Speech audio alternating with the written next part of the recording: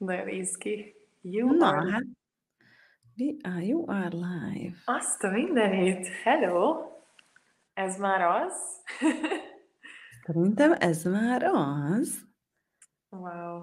Oké. Na, én közben itt figyelem, hogy hol van a live. Én is Na, közben. szia Filippa! Szia, Niki! Nagyon szépen köszönöm, hogy elfogadtad ezt a meghívást. Hát én is nagyon Elsősorban. köszönöm. Én nagyon-nagyon izgatott vagyok, hogy oké, most már látom, hogy így Te látod? dolog. Azt látom, hogy live Oké. 35 másodperc és 2 nézőnk van eddig. Oké, annyit engedsz nekem, mert megígértem a Boldog Közösségben, mert most lett vége a könyvklubnak, hogy megosztom ezt a videót. Kérlek. Kérlek, mindenképpen. És akkor már itt is vagyok.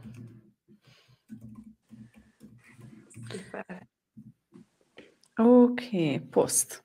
Na, akkor én ezt... Még az időhúzás részét nyomjuk, vagy már vagy az van, hogy 6 óra 02 és el is kezdjünk beszélni itt a dolgokról. Bármit csináltunk, én kész vagyok. Oké, szuper. Hol is kezdjük? Hát én nagyon-nagyon gyorsan így arra gondoltam, hogy elmondom, hogy egyáltalán mi hogyan találkoztunk, vagy így honnan ismerjük egymást, és akkor egy kicsit az hozzá fog kötődni ahhoz egyébként, hogy miért is vagyunk itt a beszélgetésben, úgyhogy ez tök szépen így össze fog függni. Szóval ugye 2 évvel ezelőtt szerintem talán akkor, miután hazaköltöztem Amerikából, akkor a Majánál, meg az Andrásnál voltam az üvegmacskában egy cserén, amikor te ott voltál, és bejöttél, mindenkit megpuszilgattál, meg körbejártál, meg mindenféle, és akkor az én lábamat is megszorítgattad, és azt mondod, hogy hello, hello, úristen, hello, Jézus Mária! Te vagy az, te élsz, te élő vagy, te valódi vagy? És hát mind a kettőnknek a részéről így ez volt, mert hogy nagyon sokat hallottunk már egymásról, meg tudtuk, hogy így létezik a másik, de hogy még soha nem találkoztunk, soha nem beszéltünk, és akkor innentől kezdve ez így 2 éves sztori, hogy aztán hogy mindenki létezik, és hát azóta meg milyen szép kis mostanában az utolsó pár hónapban, vagy fél évben, hogy így felrobbant minden, milyen király kis teremtéseink voltak együtt, vagy így hozzájárulhattam valamilyen szinten ezekhez a csodálatos bárs tanfolyamokhoz, amit így utólag is köszönöm, mert óriási élmény volt. Nem is köszi. Hát nagyon hálás vagyok nektek, hogy így velem tartotok, meg neked is, hogy így velem tartasz ezeken az eventeken. Amikor mindig mondom nektek is, hogy ez már rég nem az én bárs tanfolyamom. Persze valahol igen, de hogy ez a közös bárs tanfolyamunk, mert mindannyian beleteszünk egy csomó energiát. Durva. Meg jönnek meg, tehát hogy úristen, az utolsó, az nekem így teljesen szétroppantott mindent, úgyhogy szétolvasztott, és előtte pedig a könyvbemutató, ugye a lehetőségek napja és a könyvbemutató, és innen is fogunk majd oda csatolni így a naplóhoz, meg hogy miért is beszélgetünk erről. Én a könyvednek egyébként nagyon-nagyon hálás vagyok, eszméletlen, hogy így elolvastam, nekem is így 2-3 nap volt max, és tényleg ahogy így időm engedte, akkor már nyitottam ki, és olvastam tovább. És ami számomra lenyűgöző ebbe a könyvbe például, hogy szerintem olyanoknak is óriásit ad, akik életükben most találkoznak az Access-szel először, és olyanoknak is mennyi hozzájárulás, és mennyit ad, akik már, nem tudom, csinálják 6-8-10, nem tudom hány éve, úgyhogy ez egy óriási alapmű. És hát ugye jön ki a naplód, de ne ugorjunk ennyire előre, ugye ez a következő a könyved után, most jön a napló, ha jól tudom. Igen. Hát már a könyvben is szó esik egy csomószor a naplózásról. Most volt este a Rékuval a könyvklubunk, a 3. fejezetről beszélgettünk, és ott egy részt felolvastam, és ott is arról van szó, hogy a naplózás mit tud hozzáadni az életünkhöz, úgyhogy na, nem lövöm. Igen.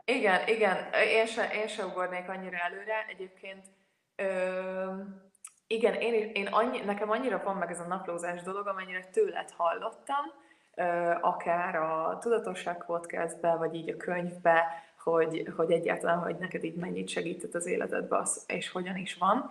De ami miatt egyébként én nagyon-nagyon szerettem volna ezt a beszélgetést, ezt a mai beszélgetést létrehozni, az az volt, hogy én legutoljára akkor naplóztam, még 2017-2018 környékén, amikor Szabó Péter és az önfejlesztés és a Brian Tracy, tehát hogy mindenféle, nekem a naplózás valamilyen szinten ez így a motivációs sztorikhoz kapcsolódik, és aztán amint belépett az Access az életembe ezután, onnantól kezdve nekem így az írás és a naplózás ez valahogy megszűnt.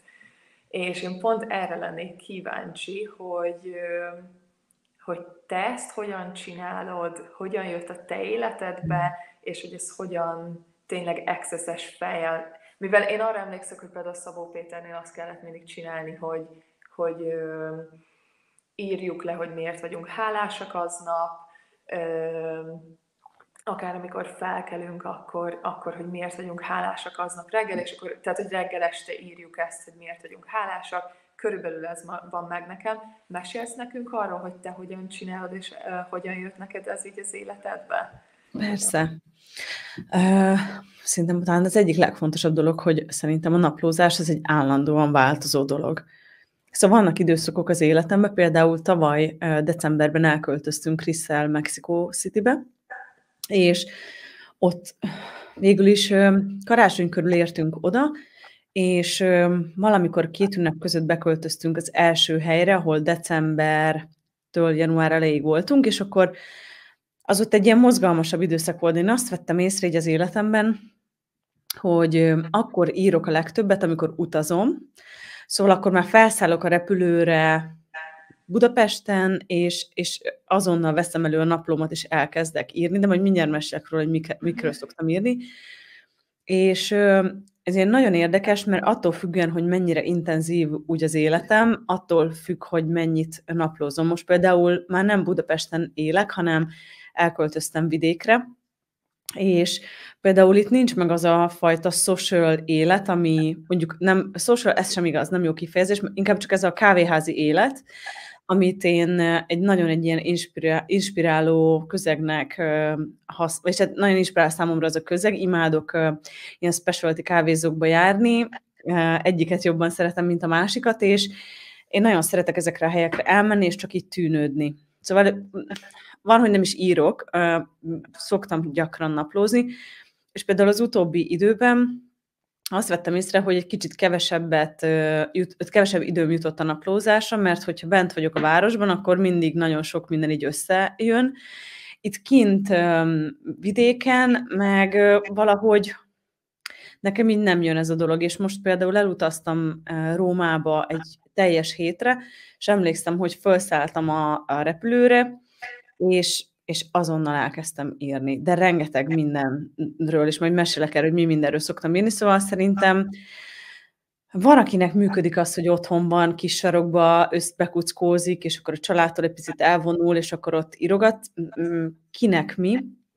Én azt vettem észre magamnál, hogy nekem úgy kell nagyobb tér, meg úgy, hogy magam legyek, és hogy ne a megszokott környezetembe. Úgyhogy én általában ilyen kávézókban, éttermekben szoktam naplózni, amikor például elváltam, és visszaköltöztem én is Amerikából, akkor egy időben egyáltalán nem volt pénzem, aztán amikor elkezdtem már egy kicsit ügyesebb lenni így a pénzteremtésben, akkor az volt a megállapodásom magammal, hogy minden héten egyszer elmentem étterembe. És volt egy nagyon kedves éttermem, a Bőrze, ami sajnos már zárva van az 5. kerületben, és én a budai oldalon laktam a Dunaparton, és mindig átsétáltam gyalog a Bőrzébe, kértem egy pohár bort, leültem, rendeltem valami kaját, és elképesztően sokat írtam.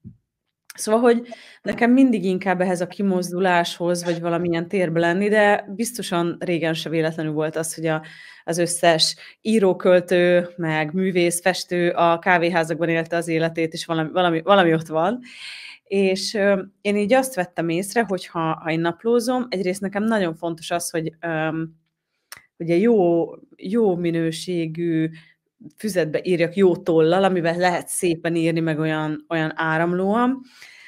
De őszintén, amikor elkezdtem naplózni 2010-ben, akkor annyira nem volt pénzem, hogy nem volt arra pénzem, hogy vegyek magamnak egy füzetet mondjuk a papírírószerboltban, ezért én egy iskolában tanítottam, és a tanulóink rendszerint így elhagyták a füzeteiket, nem volt rajta név, nem tudtuk, hogy ki, és akkor volt a tanteremben egy ilyen doboz, amiben gyűjtöttük az ilyen elkallódott dolgokat.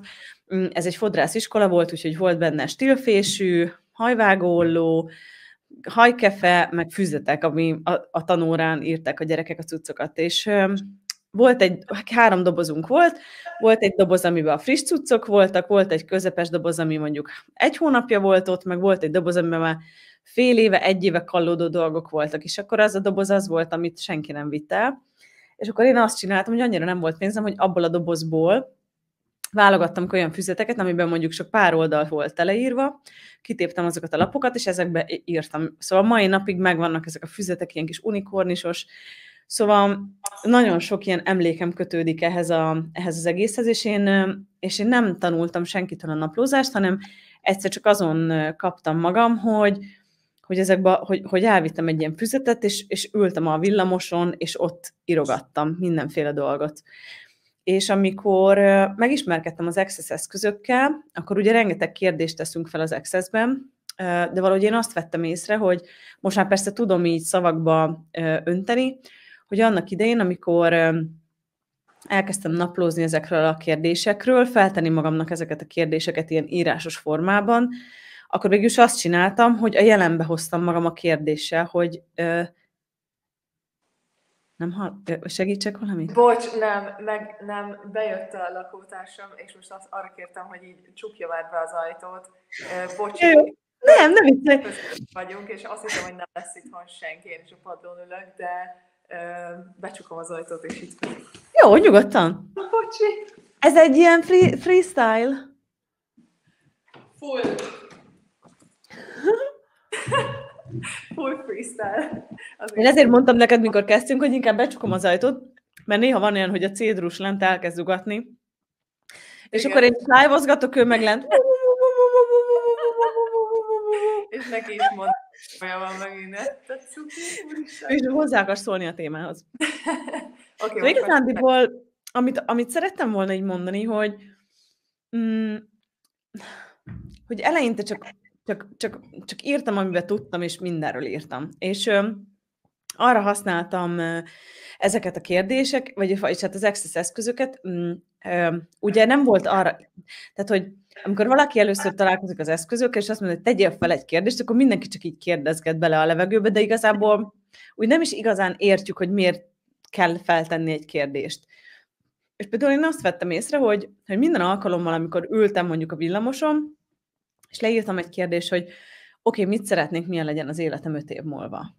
És odaírtam magamnak ilyen lábjegyzeteket, hogy oké, Nikolett, de hogy akkor milyen életet szeretnél 5 év múlva, ha nem lenne korlátozásod, és bármit kérhetnél.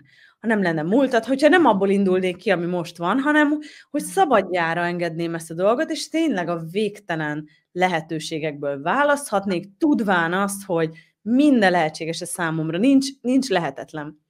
És én akkoriban így eldöntöttem azt valahogy, hogy nekem a naplózás az arról szól, hogy ez egy olyan hely, ahol nincs lehetetlen. Ahol nincs korlátozás, ahol nem mondja meg nekem senki, hogy ez lehetséges-e vagy nem, hanem úgy őszintén szabadjára engedhetem így a gondolataimat, meg mindent, amit szeretnék. És amúgy vicces, mert hogyha visszamegyek a füzeteimhez, mind megvan, és így néha bele szoktam olvasni, és így annyira cuki voltam, hogy oda mennek, és így megszeretgetném magam, hogy most ez komoly, most tényleg ezt kérted, de aranyos vagy. És közben meg az volt, hogy izmot erősítettem ezzel, mert amúgy minden, amit ott kértem, amit ott leírtam, minden, amiről ott beszéltem, minden, ami a vágyam volt, rá kellett jönnöm arra egy idő után, hogy nem csak azok az emberek a jövőlátók, akik jósok, meg meg akik látónak mondják magukat, hanem mi mind látók vagyunk. És nagyon sokat tűnődtem azon, amikor mondjuk 1-2 évvel később visszamentem egy ilyen füzetemhez, amiben írtam arról, hogy milyen életet szeretnék, vagy hogy milyennek látom. Például én nagyon sokat írtam arról, hogy oké, Nikolett, 42 éves vagy. Ez hogy néz ki? Milyen a 42 éves Erdély Nikolett? Hogy néz ki? Hogyan él? Milyenek a családi kapcsolatai? Mennyi pénze van? Milyen a viszonya a pénzzel egyáltalán?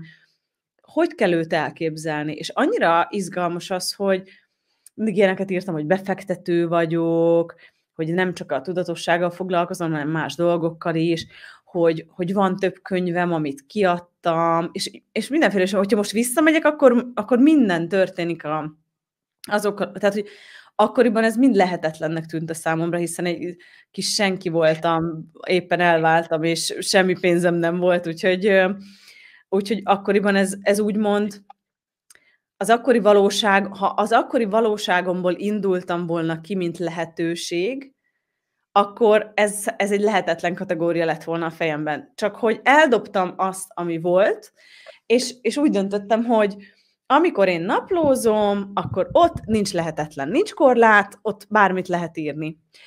És akkoriban döbbentem rá arra, hogy az egyik legnagyobb korlátom, hogy túl kicsik a kéréseim. És hogy nem azért nem valósulnak meg a kéréseim egy csomószor, mert túl nagyok, hanem pont azért, mert túl kicsik. Hogy nekem nagyobb ennél a valóságom, szóval, hogy ennél sokkal több vár rám. És akkor erre elkezdtem így rádöbbenni, és elkezdtem így újra olvasni a füzeteimet, mondjuk, amit 1 évvel azelőtt írtam, vagy 2 évvel azelőtt, hogy mikről beszéltem akkoriban, miket kértem, és akkor mindig ilyeneket írtam, hogy 55 kiló szeretnék lenni, ez mindig egy ilyen nagy topik volt, 55 kiló szeretnék lenni, és ez lenne, meg az lenne, és annyira izgalmas, hogy rá kellett döbbennem arra, hogy 2 nagyon izgalmas dolog történik, amikor naplózom. Az egyik, hogy felveszem a kapcsolatot a jövővel, felveszem a kapcsolatot az univerzummal, a másik pedig, hogy megengedem magamnak és a látóképességeimnek, hogy leírjam a jövőmet oda a lapra. De van ennek egy másik oldala, hogy az a jövő, amit oda leírok, az abban a 10 másodpercben igaz, mert lehet, hogy elindulok afelé a jövő felé, amit látok, ahol most vagyok, a választásaimmal ez a jövő lehetséges, de bármi megváltozhat menet közben, szóval annál lehet nagyobb, lehet más. Például azért mondjuk 4-5 évvel ezelőtt nagyon sokat írtam arról, hogy lesz egy gyerekem, konkrétan neve volt a gyereknek, meg férjem lesz, szóval hogy ez így nagyon be volt nálam rögzülve, és például ez egy izgalmas dolog, hogy valószínűleg ez is egy jövő lett volna a számomra, csak volt egy pont, ahogy így haladtam az úton, ahol ez megváltozott bennem, és teljesen egyértelmű volt, hogy én ezt nem szeretném. És most nem mondom, hogy soha nem, ha most itt vagyok, itt most számomra ez a jövő, ilyet nem kérek, mert nem vágyom erre. De hogy szerintem ez egy nagyon fontos dolog, hogy látjuk a jövőt, hogy kommunikálunk vele, hogy kommunikálunk az életünkkel, az univerzummal, a jövőnkkel, a lehetőségeinkkel, a molekulákkal, az atomokkal, az elementálokkal folyamatosan, és nekem a naplózás az egy ilyen varázshely, és akkor itt ugye bejön, amit mondtál, hála, de még behoznék ide pár ilyen izgalmas dolgot, például önmagunk elismerése, elismerni, hogy mi az, amit már megteremtettünk, amit már megváltoztattunk, és az én naplóm az nem egy ilyen klasszikus napló lesz, amit az ember így a kezébe vesz, és elkezd vele naplózni, hanem ez egy félig ilyen könyv, amiben konkrétan fejezeteken keresztül végig van víve, hogy hogyan érdemes naplózni, másként, tehát hogy nem a megszokott módon, hogy most akkor ez történt velem, anyám ezt mondta, tehát nem ez a fajta ventilálás történik írásban, hanem a kapcsolatfelvétel a lehetőségeinkkel, amiről nem is gondoltuk, hogy lehetséges a számunkra. És nagyon sokáig tűnődtem, és aztán később egy egész csapat dolgozott ezen a naplón, a csapattal tűnődtünk, hogy na, akkor mi legyen. És arra jutottunk végül, de nagyon sok opció volt, hogy lesz a naplóban egy csomó, 6 darab folyamat, és minden folyamatban 8 kérdés van, és minden kérdés egy-egy területet fed le, pénzzel kapcsolatos kérdés, hálával kapcsolatos kérdés, elismerés, hogy mit ismerhetek el magamnak, és akkor az történik, hogy ez alatt a 6 folyamat alatt megerősödik és akkor ezek be is vannak mutatva a napló elején, hogy mit jelent az, hogy elismerd magad, mi ennek a lényege, miért kell ezt csinálni, miért érdemes például feltenni kérdéseket a hálával kapcsolatban olyan módon, hogy nem azt keresni, mert nekem az nem. Szóval az is fontos szerintem, hogy oké, miért lehetek ma hálás, írj le 3 dolgot, de a legtöbb embernek ez egy lista, amit ki kell tölteni. De szerintem pedig a hála az valami, amit keresünk az életben, egész pontosan, hogy keressük azokat a pillanatokat, amikért hálásak lehetünk, ami elindítja bennünk a hála érzését. Nem, mert ugye a legtöbb embernek azt mondod, hogy írj le 3 dolgot, amiért hálás lehetsz, és akkor leírja, hogy van fedél a fejem felett, hogy van kezem, lábam. Most csak ilyen közhies dolgokat mondok, nyilván van, akinek vannak ennél mélyebb dolgok, de hogy most ezek a nagyon klasszikusok. Oké, szuper. Elindítja ez benned a hála folyamatát? De hogy indítja el, hanem jó, megcsináltam, mert azt mondta az XY, akkor leírtam.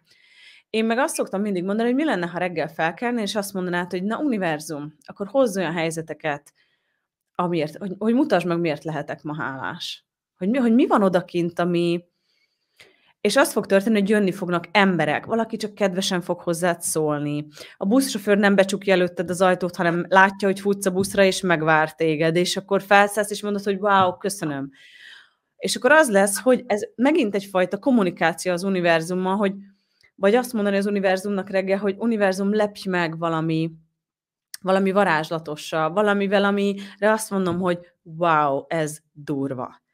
És hogy ez lesz a következő könyvem, amúgy a 3., ami jövőre fog kijönni, aminek pont ez lesz a lényege, hogy visszafelé működik a világ, mint ahogy tanították nekünk, pont az ellenkezője működik, mint amit tanítottak nekünk, és hogy azért nem működik az embereknek az élete, mert hogy minden, amit mondtak nekünk, minden, amit tanítottak nekünk, az pont azt eredményezi, amit nem szeretnénk. És én ezért mondom mindig azt, hogy tök fura, amiről veled is most itt beszélgetünk. Egy csomó ember eljön egy bárstanfolyamra, és azt érzi, hogy ez tök jó az a cucc, de nagyon fura, hát nem mondom el otthon, hogy hol voltam. És én mindig ezt mondom, hogy nem a bárstanfolyam a fura, ez a világ a fura. Tehát, hogy rosszul gondoljuk. Nem az a fura, ahogy mi élünk, vagy ahogy mi állunk hozzá a világhoz, hanem ez a világ a fura. És ha a fejünkbe megfordul ez, hogy például régen én állandóan bujkáltam, rejtőzködtem, kis csoportomban live-oztam csak, mert nem akartam, hogy az emberek megítéljenek, mert azt fogják rám mondani, hogy én teljesen meghűltem. És rájöttem egy ponton, hogy tök mindegy, hogy ők mit gondolnak, mert hogy szerintem nem én vagyok a fura, hanem szerintem ő a fura, hogy azon aggódik, hogy nincs pénz. Szerintem ő a fura, hogy nézi a híreket. Szerintem ő a fura, hogy politikáról beszélgetnek, és felcseszik magukat, és veszekednek. Szerintem ők a furák, hogy mindig igazuk kell, hogy legyen. Szerintem ők a furák, hogy állandóan reakcióba mennek, és ki akarnak csikarni reakciót a többi emberből. Szerintem nem mi vagyunk a furák, hanem ez a világ fura, és hogy az emberek működnek benne, és így ezt látom, hogy ez a naplózás, ez egy olyan, vagy számomra legalábbis mindig egy olyan hely volt, ahol így nem kellett letagadnom magam, ahol bármit leírhattam, ahol bármit kérhetem, hogy nem kellett szégyellnem magam azért, mert túl sokat akarok. Mert sokszor van az, hogy elmész egy baráti beszélgetésre, és így érzed, hogy így megítélnek az emberek, hogy ennek semmi nem elég, meg hogy ott van az emberekben ez, és én úgy voltam vele egy idő után, hogy csak buliból. Majd leírom magamnak, és akkor nem kizárva a másokat, de hogy így. Utólag szólsz nekik. Igen, amikor már megtörtént. És szóval, hogy én ezért imádom ezt a naplózást, szóval, hogy nem ragaszkodom hozzá. Én abszolút azt is el tudom képzelni, hogy egy idő után annyi izmunk van, hogy már lehet, hogy csak így ritkán van az egy évben egyszer-kétszer, hogy leülsz és írsz, de nekem az elmúlt 8 évem most kezd egyre ritkulni, hogy írok, de amúgy ez egy érdekes dolog, hogy Ha utazom, akkor nagyon sokat írok. Akkor ott úgy más a tér, úgy egy tök más valóságban vagyok, úgy azt érzem, mint amikor itthon vagyok, és így teszem a dolgom, de szerintem, és ezt akartam pont mondani, hogy de szerintem ez rendben van. Mert amikor itthon vagyok, akkor történik a megvalósítás, amikor úton vagyok, akkor meg jöhetnek a nagy ötletek, jöhet az inspiráció, ugye kilépek ebből a valóságból, amiben itthon amúgy vagyok, sok emberrel kapcsolódom, kapok egy nap 500 Telegram üzenetet minimum. Tehát, hogy elképesztő mennyiségű üzenetet kapok emberektől, és a sok ember a programjaimban, szóval, hogy durva, és az van, hogy de ezzel sincsen semmi baj, mert én ezt választottam, tök oké, de amikor elindulok és utazom, akkor kilépek ebből, és akkor csak hagyom, hogy legyen tér. És néha van olyan, hogy mondjuk, ha nem utazom el, akkor viszont időt szoktam arra szánni, hogy nem tudom, leülök egy kávézóba, és akkor ott csak kirakom magam elé a naplómat, nem muszáj írnom, mert ez is fontos, hogy egy csomó embernek rengeteg ilyen kérdése van, de ezeket a naplóban megválaszoljuk, hogy milyen időbe kell írni, jelenbe, múltba, jövőbe, tök mindegy, csak írjál. Mert egy csomó embert ez megakaszt, hogy olyan felesleges körökben megakadnak, hogy mindegy, csak csináld. Menj, csináld, írj. Mert ugye szerintem ez sok helyen egyébként így tehát az önfejlesztő körökben azt mondom, hogy vannak úgymond szabályok, tehát ott voltak ezek, hogy jelen időben ír, bla bla bla, és úgy ír, mint hogyha már ezek megtörténtek volna, de igen, mi van akkor, hogy behozzuk az eszközöket, és azt mondjuk, hogy mi működik neked, és akkor csináld úgy, ahogy neked ez a legjobban. Nincs szabály. Ja. Hogy az a szabály, hogy nincs szabály. Ugye ez a legtöbb embert kiborít, mert az emberek szeretnék, ha kontrollálva lennének, és megmondanák nekik, hogy mit csináljanak. Nekem nagyon sok ilyen történetem volt így. Régebben, most már nincs ilyen szerencsére, de régebben, hogy de mondjam meg neki, hogy ő mit csináljon. Mondom, de ki vagyok én, hogy én bárkinek megmondjam, hogy mit csináljon. De hogy mondja, én az ő helyében mit tennék. És mondom, hogy nem tudom, hogy mit tennék a helyedben, mert nem vagyok a helyedben, sajnálom nem. És az embereket láttam, hogy abszolút kiborítja ez a hozzáállás, mert hogy milyen facilitátor vagy te, aki nem a tanácsot nem mondja meg, és én mindig ezt mondom, hogy az embereknek nem tanácsra van szükségük, hanem arra, hogy megerősítsük őket abban, hogy önállóan is tudnak, és ez a napló pont ezt csinálja, hogy ezt sem fogja megmondani az illetőnek, hogy hogyan használja, ad támpontokat, meg pár olyan fogózkodót, amivel el lehet indulni, de pont az a lényeg, hogy egy viszonylag vastagabb kiadvány lesz, hogy a napló második felében hagytunk ki üres vonalas részeket, hogy akkor lehet nekiállni, írni, naplózni. Csináltunk egy ilyen kérdésgyűjteményt, hogyha például pénzparája van, és nem jut eszébe egy jó kérdés, hogy mit tudna magának feltenni, amire ki tudja fejteni ott a lapon azokat a dolgokat, amik följönnek benne, akkor van egy ilyen eszközgyűjtemény benne, rengeteg idézet, van benne matrica, neonbárány matrica, péklapát matrica, gumipapucs matrica, mert ugye a boldog közösségben, meg a brilliáns tagságban ezen röhögünk a legtöbbet, hogy a Nikolett megint reggel elkészítette a hanganyagot, és pofán vert minket egy gumipapuccsal, köszönjük szépen, és akkor néha mondják, hogy hát Nikolett, ez már nem gumipapucs, hanem egy péklapát, köszönjük szépen a arconcsapást, és akkor csináltunk ilyen vicces kis mindenféle feliratos, mindenféle kis matricákat, azokat lehet ragaszgatni, de alapvetően ez egy olyan kis dolog, amiben úgy vannak kapaszkodók, meg támpontok, meg kérdések, meg eszközök, meg inspiráció, de végül is ennek is az lenne a lényege, hogy mindenki felfedezze, hogy ő hogyan szeretne naplózni, és ha akar, írjon jelen időbe, ha szeretne, írjon jövő időbe, ahogy szeretné. Én néha így írok, néha úgy, ami éppen abban a pillanatban ott. Amúgy ez szerintem egy tök jó lehetőség arra, hogy az embernek legyen úgymond önbizalma, vagy úgymond így megerősítve legyen abban, hogy tök mindegy, hogy csinálom, azt úgyse tudom elcseszni, és ez szerintem egy tök jó lehetőség erre. Ezt jó hallani. Akkor kidobjuk az összes eddigi megfogott nézőpontunkat és ötletünket, hogy hogyan kellett naplózni. Minden, ami eddig volt, azt így kidobjuk a kukába. Nagyon-nagyon jól hangzik, és zseniális, hogy raktál bele magyarázatot is, hogy hogyan használják a kérdéseket. Szerintem ez nagyon-nagyon jó. És hát én magam is nagyon izgatott vagyok, hogy a saját életembe visszahozzam így x év után. Már itt tök erős lettem az agykaratéba, írás nélkül úgymond, így az eszközöket félretéve, de hogy mi van akkor, meg mit tud teremteni egyébként, hogyha ténylegesen leírjuk. Ja, én személy szerint imádok leírni, és azok alapján így megteremteni a dolgokat. Megnézem, hogy van-e itt valaki, aki kérdezett volna esetleg, vagy kérdéseket, hogyha tesztek fel, akkor azt nagyon szívesen. Ja, szuper. Nagyon jó. Oké, megnézem én is. Hogyha van kérdésetek, akkor jöhet nyugodtan. Én talán még egy-két itt voltunk. Ta-ta-ta-ta-ta. Tudod, mit csinálok meg, Filippa? Megyek az oldaladra, Facebookra, és itt van. De várj, nem látom a Facebookon. Akkor csak a YouTube-ra mentünk ki, a Facebookodra, nem? Én nem látom, hogy a Facebookon kint lennék. Lehet, hogy azért volt ilyen kevés a...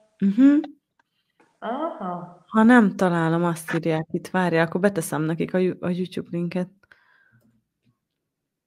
Hol kérdezték most a boldog közösségen? Nem, hanem az esemény alatti szekcióban. Oh, wow.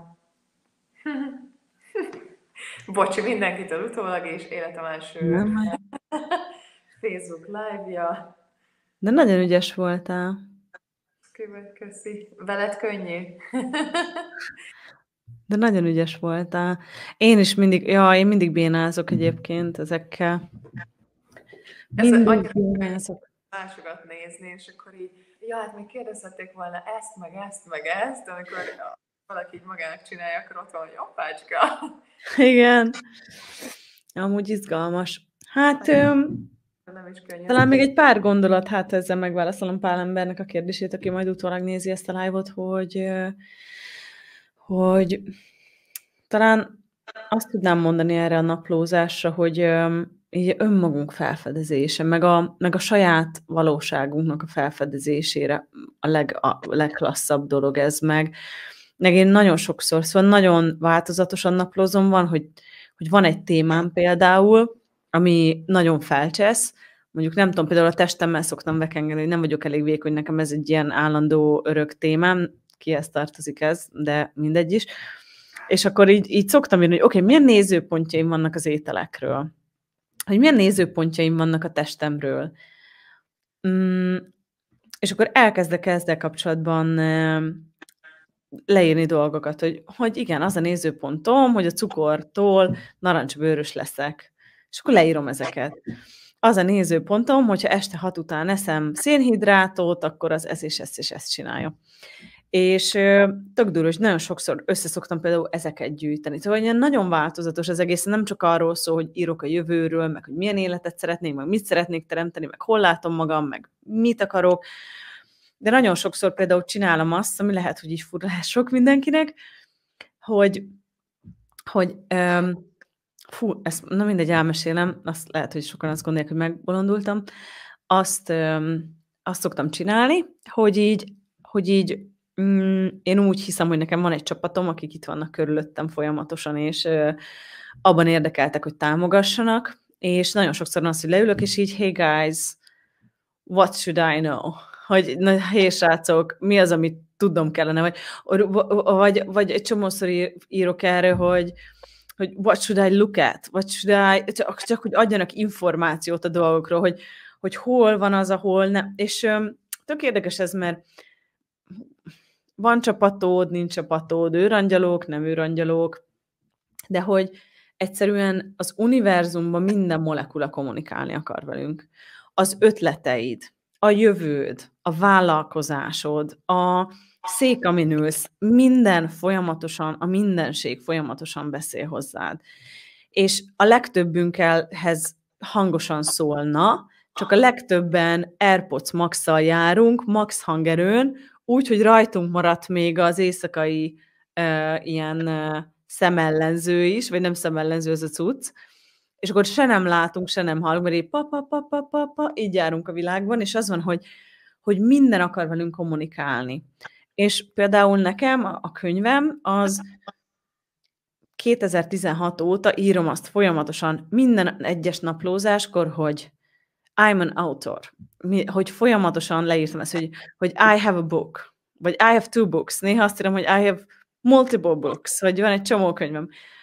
És hogy ez mindig, és hogy itt volt a világomban, én nem voltam rá kész, a content sem volt meg, mert kellettek hozzá évek, hogy legyen bele content, és hogy nem volt rá belépési pont, de hogy itt volt a világomban, és hogy a könyv úgymond kommunikált velem folyamatosan, hogy itt vagyok, majd egyszer csak eljön a pillanat, vagy eljön a nap, és én például erre is szoktam használni a naplózást, hogy leülök, és mondjuk, vagy akkor mondhatod azt, hogy oké, univerzum, akkor let's have a chat, hogy akkor beszélgessünk, hogy hova irányítsam a figyelmemet, mivel kellene foglalkoznom, mire van itt most az idő, mire van itt a tér, mit kellene megváltoztatnom, és azért te tudod rólam, meg így az elmúlt 2 évből is azért durva, hogy mit mentünk a Nicolette.com-mal, de hogy ez nem egy ilyen biznisz tankönyvi menet volt, hanem ez erről szólt, hogy én kávézókba ültem, és folyamatosan arról írtam, és hogy figyeltem, hogy merre megy az energia, és hogy mindig, tehát hogy nekem rengeteg olyan információ, download, letöltés jött, amit ebben a naplóba írtam le, hogy oké, hova irányítsam a figyelmet, mit kellene megváltoztatnom, merre kellene mennem, mit nem veszek észre, mi az, ami nekem számít, és például nekem ez volt, a csapatot cserélgettem, az embereket, vagy az emberek jöttek-mentek, mert egy darabig szuper volt együtt dolgozni, de egy ponton túl egyikünknek sem volt ez egy jó helyzet, mert mást akartunk, és hogy mertem ezeket is követni. Szóval félelmetes volt egy csomószor, meg azt se tudtam, hogy mit csinálok, de hogy rengetegszer jött ez, hogy nekem nagy tanfolyamaim vannak, és nekem pont a Krisz mondta most a 400 fős pártanfolyam után, hogy figyú, neked kicsi ez a tanfolyam, Nikolett, mert úgy sétáltál be ide, mint hogyha lejöttél volna reggel 8-kor a szobából kávézni. És így mondtam, hogy tudom, de hát mondom most, és így mondta, hogy na, hogy neked ez az alsó határ, ez a 400, hogy neked ez a számod, és hogy de én ezt mindig is tudtam, hogy például ezt naplózás közben derült ki számomra, hogy nekem nem a van, az egyénik, a egyszemélyes, a 10 fős tanfolyam, hanem úgy választani, hogy minél többen tudjanak lenni, hogy minél nagyobb közösséghez szólhassak, és hogy nekem az működik. De ez nem egy jó vagy rossz dolog, mert a csapatomban is vannak olyanok, akik velem dolgoznak, akiknek van saját bizniszük, és imádják az egyéniket, és imádnak egyéniben dolgozni, és imádják ezt. A Krisz is csinál SOP kezelést, ő is imádja ezeket az egyszemélyes kezeléseket, egy csomót csinál minden héten, és nekem az egy nem. Én azt érzem minden egyes ilyen egyénikor, hogy én meghalok, de nem azért, mert azzal az illetővel lenne valami, hanem nekem ez nem a valóságom, nekem erre nem, és mivel ezek nagyon gyorsan kiderültek, ezért ezeket gyorsan le is építettem, mert hogy követtem is ezeket a belső információkat, és én amikor írtam, nagyon sokszor jöttek ilyen információk. Én ezt olyannak veszem, mint régen, amikor csinálták ezek az emberek ezeket a csatornázásokat, hogy csatornázták az információt ilyen sessionökön embereknek, és én ezt vettem észre, hogy én amikor naplózok, nagyon sokszor csatornázom az információt, és igazából olyan, mint hogyha rá lennék kapcsolódva egy ilyen tudásra, vagy forrásra, és csak így írok, és nagyon sok kérdést felteszek ilyenkor, hogy... Nekem erről az jut eszembe most, hogy ezt így mondod, olyan, mint hogyha a kb. A teremtésnek ez így a next levelje lehetne, az ilyen következő szint, mivel hogy ezeket az eszközöket egyébként csináljuk, vagy legalábbis én így csinálom, és kérdezem az univerzumot, hozzáteszem, hogy csomószor nem várunk választ, én ezt értem, de ugyanakkor, hogyha egyel komolyabban veszed magad, akkor egyébként, hogyha le kell írni. Tehát, hogy akkor azt mondod, hogy oké, tényleg mire vagyok itt tévere, és nem csak bele a levegőbe. Annak ellenére, hogy próbáljuk nem nem tetszik kivitíteni, és nem azt szót keresem, hanem jelentőséget tenni rá, de egyébként mi van akkor, hogyha ez lehet a teremtésnek így a következő szintje? Hát én ezt érzem, hogy én azt érzem, hogy én ezzel elcsíptem valamit, szóval, hogy én nekem rengeteg információm jön, de az a durva, hogy annyit gyakoroltam, és annyit írtam így. Én nagyon sokszor kezdem így a naplózást, hogy hey guys, what's next? What's new? What should I know? Where should I go? És csak adják az infót. És csak jön az információ, és olyan, mintha egy ilyen túlon túli forrásból hoznám le az információt magamnak, és én abszolút megbízok ebbe. Szóval, hogy bennem ez nem kérdés, hogy ez tényleg real, vagy nem. És a legtöbb embernek például szerintem ez az egyik legnagyobb gátja, hogy nem a saját valóságát éli. Hogy nagyon sok ember van még rajtam kívül, akinek a lot is the measure, not a one person, one-on-one. Hogy a sok, a mennyiség, a more, és ez nem feltétlenül emberszámban, hanem úgy mindenben, hogy sokkal... Mond. Ez mindenben így van, figyelj, ez egy olyan sztori, mint hogy én mostanában tartottam előadásokat cégeknek, legutoljára éppen pénteken pedig egy középiskolánál voltam. Lényegtelen, elkezdek a tudatosságról beszélni, meg vagy a különböző eszközökről, és akkor tudod, Access Consciousness, ismered az erdélyi Nikit? Vagy hallottál már az erdélyi Nikiről? És úgy kérdezik, tudod, mint hogyha én is most kezdtem volna, és akkor először egyébként, ezt elmondom neked, iszonyatos módon ezt felbosszantott, hogy mondom, hát a Nikivel mi együtt kezdtük, miről beszélünk? És felbosszantott, és persze ez úgymond, ha ennek a valóság alapján nézed, akkor nézheted úgy, hogy akkor én most mögötted vagyok valamivel, akkor én még nem értem el olyan nagyokat, és mostanra érett meg bennem egyébként az, hogy basszus, nem, mi van akkor, hogyha mi csak tehát hogy más életutakon megyünk, és más életvonalakon, és ez pont az, amiről beszélsz, hogy neked az a reality, hogy 400, nekem most jött az életembe az, hogy végre elkezdtem bársztanfolyamokat tartani, mert 6 év után, mert amiről korábban... Jó reggelt! Igen, hogy eddig nagyon szeretem elbújni, meg azt mondani, hogy úristen, ez a nagyon fura dolog, ez az access consciousness, meg ez a káromkodás, és most végre az vagyok, hogy nem baszki, én ezt csinálom, és nyomjuk. Más. Szerintem egyáltalán nem furcsa ez az egész. És nekem ugyanez volt a nézőpontom, mint neked. Nekem tavaly Dénnel volt egy ilyen beszélgetésem, amiben azt mondta nekem, hogyha ha majd abba hagyod a rejtőzködést, akkor talán majd valami lesz. És annyira felcseszett, mert mondom, miről beszélsz? 200-an vannak a bársztanfolyamomon, senkinek nincsenek a világon 200-an a bársztanfolyamon, nekem nem mondd, hogy én rejtőzködöm. És így beleröhögött a telefonba, és mondta, hogy emészgessem a témát. És képzeld el, hogy annyira benyomta a gombomat, hogy csináltam egy ilyen hónapot a Brilliánsba, hát mondom, akkor lássuk, hogyha így nagyon rá akarok nézni egy témára, akkor behozom témának a Brilliánsba, és egész hónapban arról készítek hanganyagot, viszont egy másik dolog is történik velem, ha behozok egy témát a Brilliánsba, hogy azon a területén az életemnek robbanás jön, de ősrobbanás. És ugye tavaly volt ez, hogy a YouTube-on készült rólunk a Tudatosság podcastról ez a fikázós videó, és amikor én ezt először megláttam, akkor azt hittem, hogy meghalok. Emlékszem, hogy feküdtem otthon, Mexikóban laktam akkor, feküdtem otthon az ágyban, és konkrétan kiment a vér a minden testrészemből, és konkrétan 6 órán keresztül nem bírtam megmozdulni, tehát szó szerint lemerevettem, és körülbelül 3 óráig tartott megírni a Dénnek ezt az üzenetet, hogy Dén, nagy baj van, help. Ez történt, ezt mondták rólam, hogy csak engem fikáztak a videóban, hogy a Maját szerencsére őt annyira nem, de hogy én voltam a full gyökér, én voltam full gyökérnek bemutatva, és mondtam, és azt értem neki, hogy ez volt a legnagyobb rémálmom, hogy ez valaha megtörténik velem, és ez most realitás lett. És leírtam neki, de szerintem fél óra volt, vagy 1 óra, mire megfogalmaztam a teljes üzenetet, és a következő üzenetet küldte nekem erre vissza. 1 perc múlva, hogy megkapta tőlem a WhatsApp üzenetet, azt írta, hogy congratulations, you have arrived. Mondom, excuse me, és így mondja, hogy ez a sikernek a jele. Azt mondta, hogy you are pissing off this reality. ezt lefordítjuk gyorsan azoknak, akik nem tudnak magyarul, tehát a you arrived, az azt jelenti, hogy végre megérkeztél, és az, hogy pissing off reality, az pedig az, hogy végre felbasztad a valóságot. Ezt a valóságot. Wow.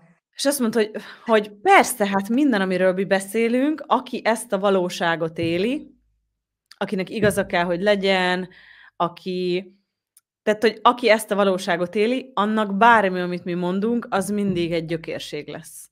És mondta, hogy oké, jön még ahonnan ez jön, mondta, hogy, és kérdeztem, hogy neked is ennyire fájt, és bemondta, hogy jaj, hát ő nagyon sok ilyet kapott, és mondta, hogy eleinte nagyon fájdalmas ez, aztán egy idő után meg egyáltalán nem érdekel, és egy idő után pedig teljesen eltűnik ez. Mert már nincs benne a te világodban a félelem, nincs benne a te világodban az, hogy jaj, mi lesz, ha, ezért az embereket nem fog érdekelni, hogy mit csinálsz, csak tovább fognak siklani rajta. De amíg a te világodban van szilárdság, addig a szilárdságodba bele tudnak kapaszkodni. És mondta, hogy neked a saját valóságodra kell ránézni, nem arra, hogy ki készített rólad mit, mert az nem releváns. Mert ők csak készítik a kontentet. És tök durva volt, hogy én akkor döbbentem rá arra, hogy miért van az, hogy vannak sztárok, meg celebek, akiket darabjaira szednek, mindenért fikáznak, szarrá fikázzák az összes posztjukat, meg vannak celebek, akiket senki nem fikáz. Jaj, de szép vagy, jaj, de jó, ugyanúgy kirak 8 krémet egy nap, meg ugyanúgy ezt a szar kontentet nyomja, mint a másikak, de miért van az, hogy az egyik oldalon ócsárolják őket, meg ekézik őket a kommentelők, a másik meg jaj, de szép, jaj, de jó, jaj, de cuki. Azért, mert az, akit ekéznek, az retteg attól, hogy ekézni fogják, akit meg nem, azt meg kurvára nem érdekli. És mi az, amit te létezel? Mi az, ami benned van? Mi az, ami...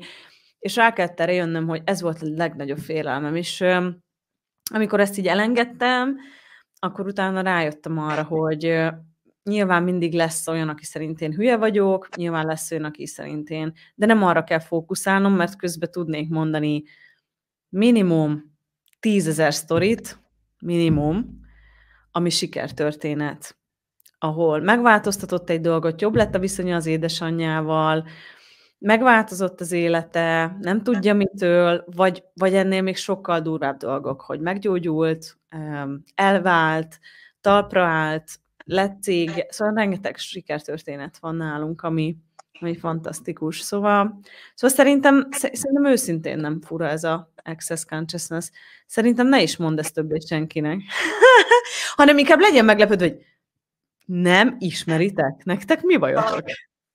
Jött ezzel kapcsolatban is szerintem egy ilyen ősrobbanás, vagy ősváltozás. Az emberek egyre többen, ez egy nyitottabbakra, egyre többen hallanak róla, halleluja, meg az én világomban is, tehát, hogy végre nem én vagyok a fura, aki fura dolgokat csinál, hanem az van, hogy gyerekek, hát mindenkinek ezt kéne csinálni. Meg azt, Filippa, szerintem, hogy nekünk nem az a dolgunk, hogy eladjuk az embereknek, hogy ez jó. És én ezt mindig is tudtam. Hanem kellenek ide olyan emberek, akik így léteznek. Mi vagyunk, amik és vagyunk. A saját változásaikkal, a saját sikereikkel, a saját történeteikkel inspirálják a többieket erre. Nekem a családom egy ilyen tipikus példa, hogy 3 évvel ezelőtt megkérdezte tőlem az édesanyám férje, hogy mivel foglalkozol, Nikike, mert már új kocsim volt, meg nem tudom, és akkor mondd már, hogy mivel foglalkozol, azt mondja, hát nem is tudjuk, mit csinálsz. Egészen addig, amíg nem volt pénzem, nem érdekelt őket ez az egész. Amint úgy elkezdett jönni a siker, akkor már elkezdte őket érdekelni. És egy nagyon érdekes dolog volt, elkezdtem mesélni a Józsinak, hogy mivel foglalkozom, és anyukám 2 perc múlva kint volt az előszobában, mert hogy le kell olvasztani a mélyhűtőt. Szóval így eltűnt. És most a 400 fős bárztanfolyamon az édesanyám az első sorban volt, és bárzkezelő lett. De miért történt meg ez? Azért, mert én megváltoztam, az én világomban nincs kivetítés, elvárás, bizonyítás, hanem csak élem az életem, és inspirálja őket. Úgy vannak vele, hogy ez kurva jó, adjál bele, én is akarok ilyet. És például ők önszántukból a családom most, ugye szinte az egész családom ott volt a bárztanfolyamon, tesóm, férje, anya, és És imádták, utána rengeteg üzenetet küldtek, jól vannak azóta, kiegyensúlyozottak, és azt mondta az édesanyám az ebédszünetben, hogy tudod, Nikikém, amikor ennyi idős voltam, mint te, pont ilyen volt. Amikor fiatal voltam, pont ilyen voltam, mint te. Wow. Tehát arra célzott, hogy ugyanígy tudta, hogy minden lehetséges. Hogy őt semmi nem tudta megállítani. És van ez angolul ez az idézet, hogy everything was okay, and then everything went wrong, and then now we want to make everything back to good, or something like that. Hogy minden jó volt, aztán minden elromlott, és most mindent megteszünk azért, hogy visszamenjünk oda, amikor minden jó volt. Hogy az emberekben felkapcsol az a lámpa, hogy emlékszem még erre, amikor én is tudtam, hogy minden lehetséges. És van, akinek ez csecsemőkorában volt, van, akinek ez 2 éves korában volt, van, akinek ez 14 éves korában volt, de mindenkibe felsejlik a fény, hogy emlékszem, amikor tudtam, hogy minden lehetséges. Ez ugyanaz az energia. Hova vezet ez? Mutassátok meg. Wow. Jó tudsz. Wow. Jó tudsz. Wow, Niki, szerintem sokkal többet kaptunk majd. Hát ez nagyon jó volt, ezt nagyon élveztem. Én is, úristen, még totál azt érzem, hogy ha hagynánk magunkat, akkor még 2 órán keresztül itt beszélgetnénk simán. Viszont tudom, hogy 7-től pedig mi lesz? Vannak ilyen most volt ugye a könyvklub, aztán jöttem hozzád, és akkor most már fel se állok, megyek tovább. Kezdődik az esti workshop a Brilliáns tagságban. Gyors. Még van 7 percem. Már Réku megnyitotta a honlalakat, úgyhogy tök jó vagyok. Én ezt kiposztolom Facebookra is, már így, ha... Mi szeretnénk tőled kérni egy szívességet. Igen. Hogy megtennéd-e azt, hogy letöltöd ezt a videót, és elküldöd a csapatomnak a borítóképet, amit a Facebook eseményhez használtál, meg a Facebook eseménynek a linkjét, meg ezt a videót e-mailbe, majd elmondom, hogy hová, és akkor mi is szeretnénk kiposztolni a csatornáinkra, és ha megtennéd esetleg, hogy te is megírod nekünk, hogy a leírásba beleírhassuk, hogyha valaki szeretne veled kapcsolódni, ismerkedni, akkor hol talál meg téged, akkor azt is nagyon köszönjük. És ha esetleg utólag ezt a felvételt az YouTube-on nézitek, akkor menjetek Filippához, mert ő egy kis csodabogár. És egyébként tényleg együtt kezdtük, és amúgy mindenki szemében te egy szupersztár vagy. Én a Palacskó Andrástól annyit hallottam rólad, fantasztikus dolgokat, hogy te vagy a világ legnagyobb varázslója, hogy wow, úgyhogy... Ugyanez volt. Én az alapozón ültem, és akkor meg rólad hallgattam sztorikat. Én meg az alapozón ültem, és rólad hallgattam. Van ez a csaj, és megteremtette Amerikában, én mondom, hogy csinálta? Hogy csinálta? Én csak beutazta a világot. Ide ment, oda ment, ezt csinált, azt csinált, mondom, hozzátok ide ezt a Filippát most. Nagyon, ahogy így összeérnek a szálak. Azt kérlek még mondd el nekünk, hogy milyen linken lehet még feliratkozni? Van még? Igen, persze. Úgy van, hogy hát csak 3000 példányt rendeltünk a naplóból, úgyhogy ha valaki szeretne esetleg magának egy példányt, akkor ez most jelenleg úgy működik, mert még a nyomdában vannak a kis könyvecskék, hogy a nicolette.com per napló oldalon van egy várólistánk, erre fel lehet iratkozni, és amikor december 6-án bekerül a webshipibe a napló, és már rendelhető, szállításra kész, akkor fogunk küldeni azoknak először 24 órára egy e-mailt, amiben benne lesz a naplóhoz kapcsolódó link, és meg lehet rendelni. Lesz majd karácsonykor olyan lehetőség is, hogy akár egybe rendelje meg valaki a könyvet, meg a naplót. Na gyerekek, most nem tudom, hogy én vagyok live egyedül, vagy megvárom a Filippát, hát ha visszajön közénk. Lehet, hogy elment neki az internete. Szóval, de addig befejezem nektek. Szóval igen, hogyha feliratkoztok, akkor küldünk majd nektek e-mailt, és akkor időben fogtok értesülni minden fontos információról. Én pedig Várjak szerintetek? Vajon ti láttok engem? Várjatok, felmegyek a YouTube-ra. Mit szóltok? Megnézem. Ott megírjátok nekem kommentben, hogy láttok engem. Tararám. Filippa.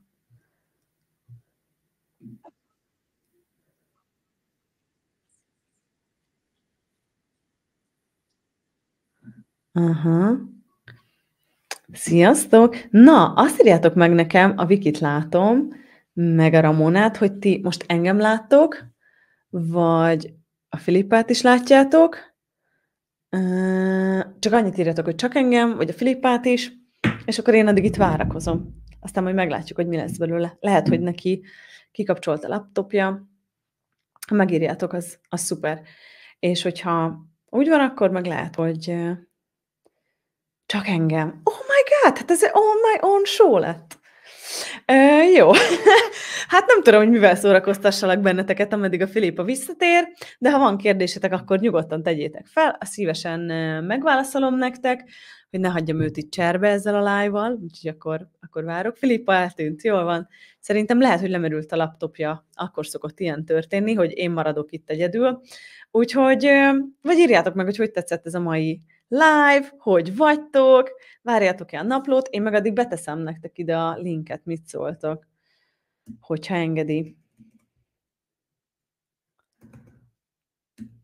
Szóval nem biztos. Tadadám. Azt mondja, hogy könyvnapló. Berakom nektek ide a linket. De az előbb nem engedte, hogy kommenteljek, úgyhogy lehet, hogy most sem fogja, de akkor felmegyek a YouTube-ra, és ott beteszem nektek. A napló elérhető lesz esetleg e-book formában. Sajnos nem lesz elérhető e-book formában. A naplózás témáról pont lemaradtam. Nem baj, srácok, meg a Réka is itt van, sziasztok! Nem baj, mert hogyha visszanézitek majd ezt a felvételt, akkor a legeslegelején csak a naplózásról beszélgettünk egy csomó mindent. Meg szerintem nagyon jó dolgokról beszélgettünk a Filippából, úgyhogy érdemes lesz majd meghallgatnotok. Na, hát én nagyon örülök, hogy itt voltatok. Én akkor elbúcsúzom, nem tudom, hogy mi történhetett azon az oldalon, remélem, hogy minden rendben. Köszönöm, hogy itt voltatok velünk, meg hogy megnéztétek ezt a mai beszélgetést. Hogyha tehetitek, akkor majd nézzétek vissza.